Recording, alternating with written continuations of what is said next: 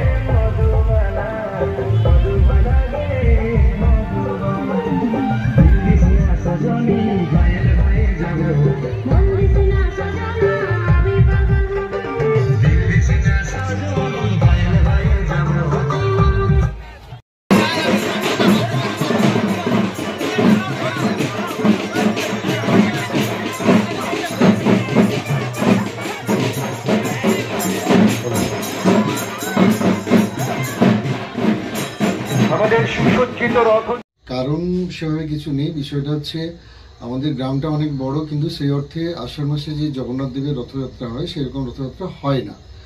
তো সেই জন্য আমরা আমাদের ক্লাবে সরস্বতী পুজো হয়। তো ক্লাবের উদ্যোগে সবাই একদিন চিন্তা ভাবনা করা হলো যে সরস্বতী পুজোকে কেন্দ্র করে একটা রথযাত্রা করলে কেমন হয়। সেই জন্য সবার সম্মতি প্রকাশ পায় এবং আশপাশের লোকজনের সহযোগিতা পাই। তারপরে আমাদের এই সরস্বতী পুজোর দিন রথযাত্রা। এটা আগে অবশ্য বাঁশ থার্মোকল সহযোগে হতো, এখন সেটা স্বর্গীয় কালীপদ সামন্ত মহাশয়ের অর্থানুকূল্যে পেতলের রূপান্তরিত হয়েছে। পুজো থিম বলতে আমরা প্রত্যেক বছরই কিছু না কিছু নতুন একটু ভাবনা চিন্তা করি।